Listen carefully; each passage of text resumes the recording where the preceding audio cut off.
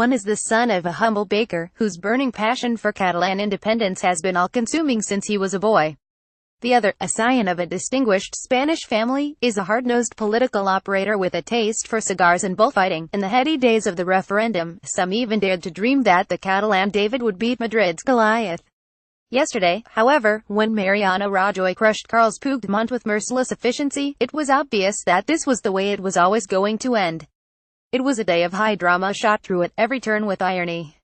Ever since declaring independence on Friday, Mr. Puigdemont talked a good fight. In a televised address to his countrymen, he called on civil servants to peacefully resist Madrid's efforts to seize the levers of power in Catalonia, and vowed that he would return to work on Monday unless he was forcibly prevented. Meanwhile, we can only assume that the idea of escaping to Belgium had already occurred to him. It may be a coincidence that his most recent foreign trip, in May 2016, was to Belgium, but there can be no denying that his jolly rum dash to Brussels had been planned for some time. In retrospect, perhaps the signs were there from the start. When I joined the 17,000 jubilant separatists crowded into the Plaça Sant Jaume on Friday night, we all expected their president to address them from his balcony. Strangely, he never made an appearance. Later, I discovered that Mr. Puigdemont had been holed up in his anonymous-looking safe-house in Sant Julià de Ramis, more than an hour's drive from Barcelona, ever since Friday's ill-fated declaration of independence. The night before his disappearing act, I drove out there with the harebrained intention of trying my luck in knocking on his door. A very genial bodyguard turned me away, but not before revealing that Mr. Puigdemont was very nervous because he absolutely intended to go to work the next day, in defiance of Madrid's threat to arrest him. Maybe I'm being naive, but I don't think the bodyguard was lying. Like everybody else, he had been played for a fool by his boss. Puigdemont had pulled the wool over the eyes of the media, Madrid and his own people. In the morning, he took to Instagram to post a picture taken from inside his office, accompanied by the words "Good morning" and a smiley face emoji. The sharp-eyed journalists among us noted that the sky in the ousted president's snap did not match the real life, whether the picture was reported as a red herring. But this did not diminish the orchestrated nature of Mr. Puigdemont's abscondment. He might have been chuckling into his café con leche as he pressed send, but to many disillusioned Catalans, the lion of the people had become the pussycat of Belgium. That was another irony. EU leaders have consistently refused to support the cause of Catalan independence, standing foursquare behind Madrid.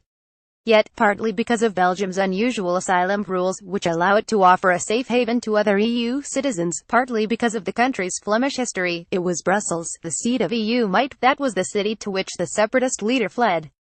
But for all this thicket of ironies, there was a quiet and more profound irony still.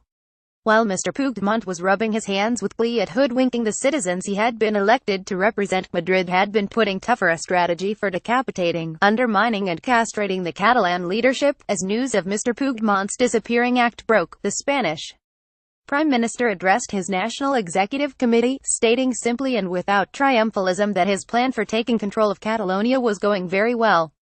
Mr. Rajoy didn't make a fuss about it, but he had implemented his plan methodically and with devastating effect. The key to Madrid's masterful dominance of Catalonia was its focus on the Catalan police, known locally as the Mossos. Mr. Rajoy's first blow, delivered at 4 a.m. the night of the independence referendum, was to sack the Mossos chief, Josep Trapero. He was already facing sedition charges for his role in the October 1 referendum. He went quietly. Within a few hours, Trapero was replaced by a character by the name of Ferran López, who lost no time in pledging his word and loyalty to the Interior Minister. Clearly, Mr. Rajoy knew that the key to subjugating Catalonia lay in subjugating its police.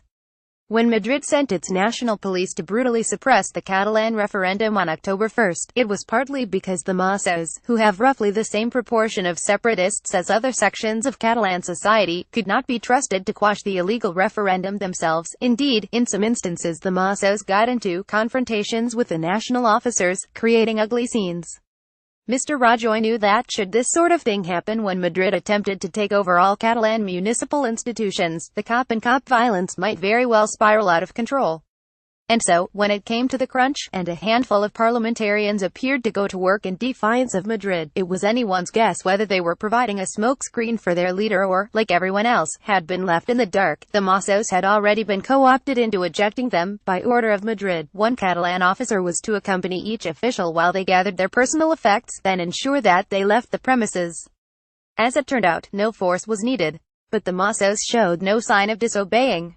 After the Catalan police had been tamed, the rest was history. The Spanish leadership had already showed that it was willing to deploy the national police with unconscionable brutality. The combination of demonstrations of power and strategic chessplay was enough to undermine and castrate Mr. Puigdemont, especially when he faced a possible 30-year prison term for sedition, rebellion and embezzlement, and his own police could not be relied upon to protect him. The current situation may be fluid and complicated, but only the most fanatical independent supporters are interpreting it as a win for Mr. Puigdemont.